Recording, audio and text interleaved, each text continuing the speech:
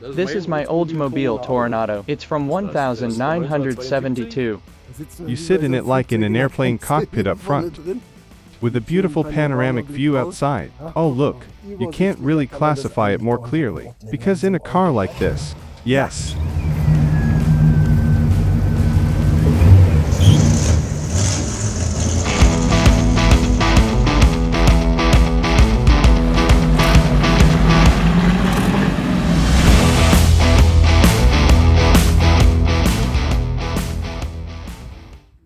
Yes, friends. Today we have some big American metal here in our parking lot. Tino arrived with his dad, and brought two big cars with him, and now they are looking at us together. Have fun. Before that, a little story of my own. Around me it looks like a museum, but actually, none of this is from our museum. Everything was given to us by our fans recently, so a big thank you to our fan base. You guys are the best. People come on tours here and then think about what old things they have at home from their grandpa, and then they pick out those things and send them to us, sometimes as well. Like this package here, like this station wagon here. A young couple sent us this old racing suit. It says, "Dear guys from Harzer Bikeschmiede, the station wagon once belonged to the country doctor from the estate, Zeppelin, and it has been hanging in our closet for many years, since we took over the property. We didn't know what to do with it exactly. We didn't want to throw it away because it was too precious to us. And we know it will be in good hands with you guys. I wish you continued success with your cool museum. Best regards, Jenny and Stefan from NEUMNSTER. Of course, it will also get a great spot in our museum. We haven't found a country doctor yet, but the younger generation is carrying on the tradition here with us now. Then people come here and bring their spare parts from home with them. We used to ride a motorcycle, so we brought some spare parts along. Old MZ parts, Trabant parts, even some new ones sometimes. Here's an old canteen from his grandpa that he brought back from World War II. Lots of literature from the 1920s and 1930s, Mercedes, Opel and so on. Very nice stuff that we will go through and display in our museum. We received a nice boiler operator manual for our old steam engine here as well. There are things that we need to look into first when mail arrives, little trinkets and such inside. We'll take a look at them over the next few days and inform you in a separate video about what kind of mail we receive here at our place. More on that in one of our upcoming clips though. I just wanted to say thank you and let you know that all these items have arrived safely here with us. We are thrilled that you think of us and want these items to be in good hands here as well. We promise you that they will have a nice spot in the museum, and that future generations will also be represented here. This is Ernesto, the boss of the yard. Today we're talking about two absolute American top models. The Cadillac Eldorado from 1978, which comes with about 7 liters of displacement and 135 kW, and of course the typical American V8 engine. And then the Oldsmobile Toronado, also from the 70S. Both are subgroups of the General Motors Corporation, and just as much a flagship as the Eldorado. Let's take a closer look at these two vehicles now. Fine metal here in our parking lot. Tino arrived with his dad, with a huge car. Tino, tell us, what kind of machine is this and how do you get your hands on such a cool vehicle? This is my Oldsmobile Toronado. It's from 1972 and I got it from an elderly man. Unfortunately, he couldn't drive anymore due to health reasons, so he had to sell it. He was from Brandenburg. It was lucky that I got it in the condition it's in now. It's in original condition. Can you still see it a bit? The paint still looks pretty good, but in the heat it has a little bit of a patina on it. It must have endured quite a few degrees already, but that's not a problem at all. It will last another 50, 100 years. It also has something special, when you can tell that a vehicle has lived its life. It's nice to see. How many cubic inches does it have? It has 7.5 liters. And horsepower? It only has 250 horsepower. Everything went down after the oil crisis. That's why they last forever, because that's actually not much power for such a big V8 engine. They laugh about that. About just a few horsepower. That's why the engine purrs so nicely on the road. A wonderful driving experience with this car. Let it roll. Let's take a quick look inside. Is it still original? Except for the seats. The seats were upholstered before it came over here. Otherwise, everything inside is still original.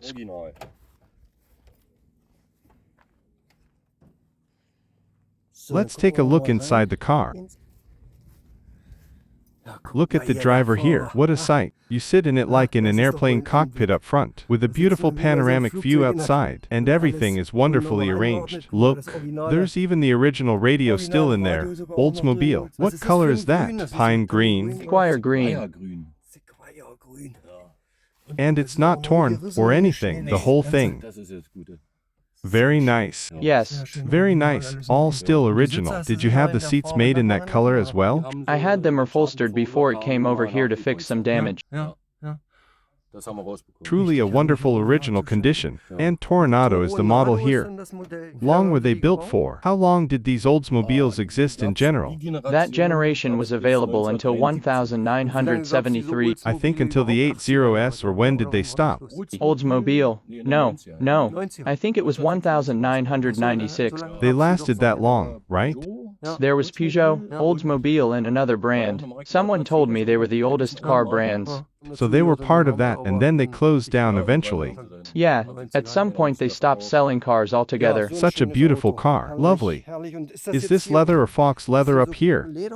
Can you remove it, or what's the purpose of it? They only did that because it was fashionable back then, but it has its charm as well, right? It's fox leather. The Americans had such large surfaces and couldn't get them completely smooth without any waves appearing on them. That's why they put something like that on top of it, and it's... Yes, it looks nice and matte. Actually quite elegant in this case. Yeah, Tino and his Oldsmobile. Look at it from the front. There's almost too much chrome on there already. Simple technology. You can repair it yourself if you're not completely clueless. And that holds up. Open up and take a look at the engine once more time.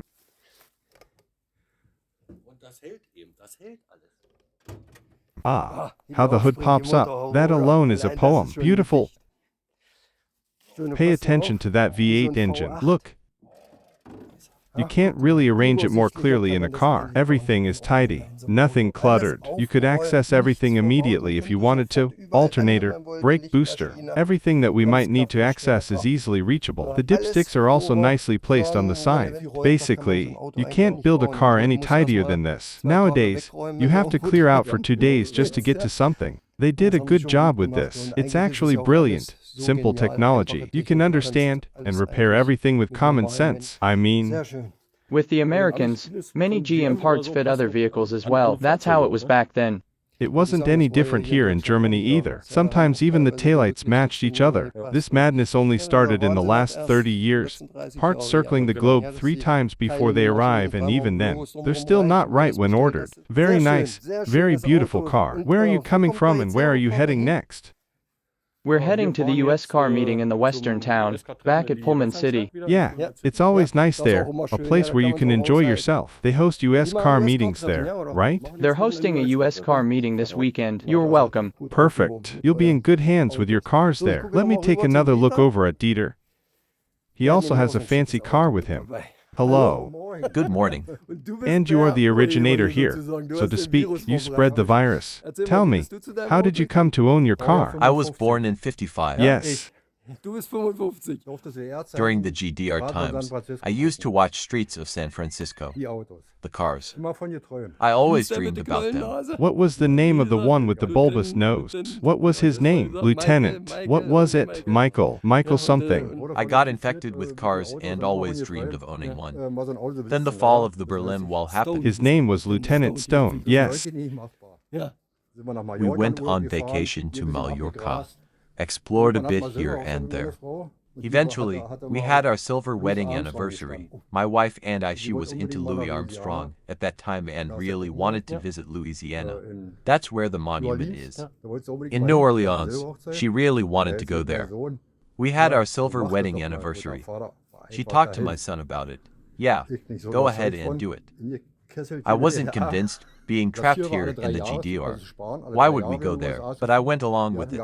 I've always been looking at cars and such. Now is my chance to act on it. Saved up for 3 years to fly over there. We didn't have any other vacations anymore. And then eventually, the dream came true, buying a car over there, bringing it back, and restoring it myself as a craftsman, which I'm not really skilled at. Then Hurricane Katrina hit.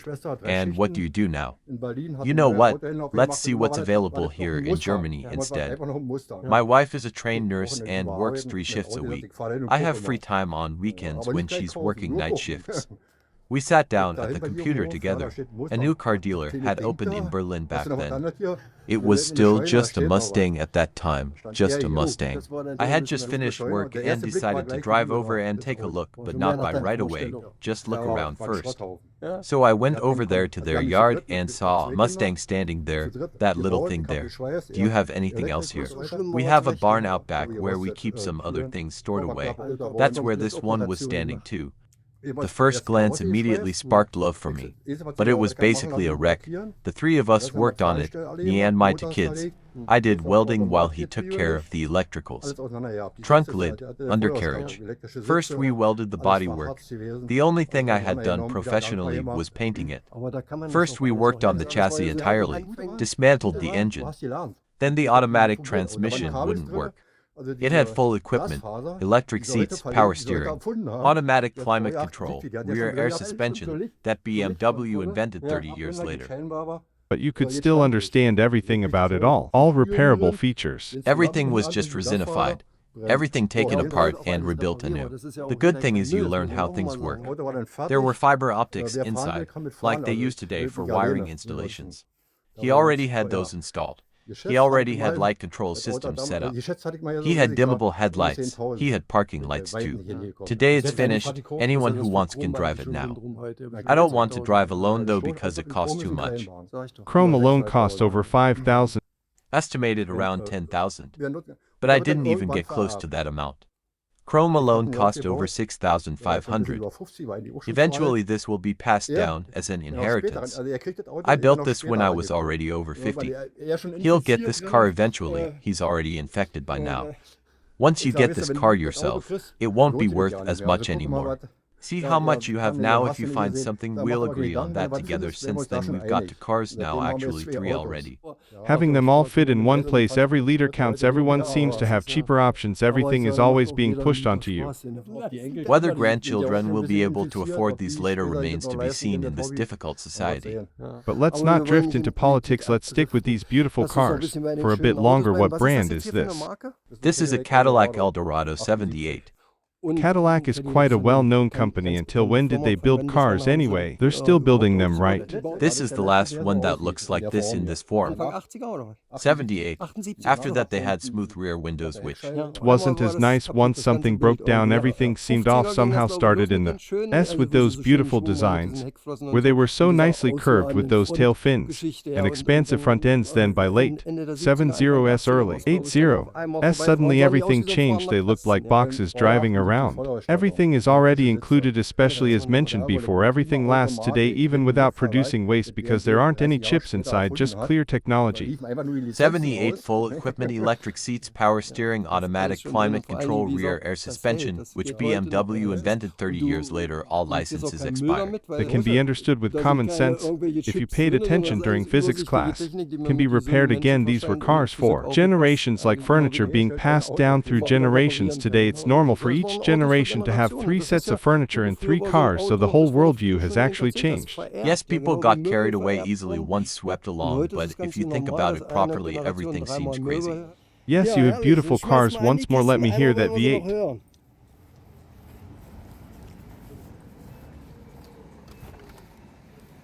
Sound again, start them up. Seinen fetten Cadillac jetzt mal für uns. Hört euch das mal an. Ein Träumchen.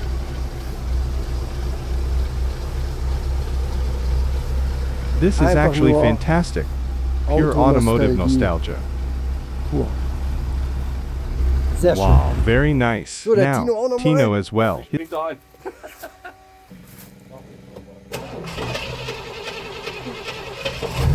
Ja.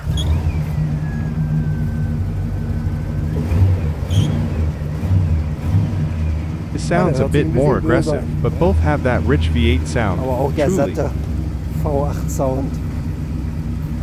Alles beides. Wirklich. Einfach Simply wonderful. herrliche Autos. Cars with Charakter. character just like their owners. Genau wie ihre Besitzer. Yes, thank you both very much. It was fun. I hope you enjoyed it to.s. It was enjoyable and it's always nice when people come who are a bit knowledgeable about the subject matter as guides. It's nice for us because you know exactly what we're talking about here. Thank you very much. Come back to the mountains and have a great event this weekend. Bye-bye. Jetzt werfen die beiden nochmal die fetten Now the two of them Achtzylinder are hier. starting up their powerful 8 cylinders again. Herrlich, oder? Wonderful, right?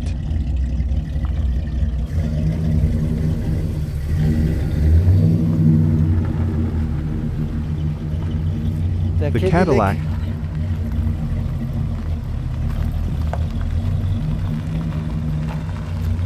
Der Dieter first.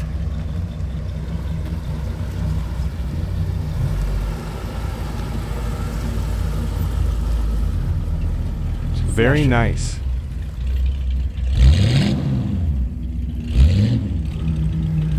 And Tino with his Oldsmobile in its wonderful original condition. Macht's Take gut, care. ciao, ciao. Bye-bye. Ja, Simply einfach mal delightful. herrlich.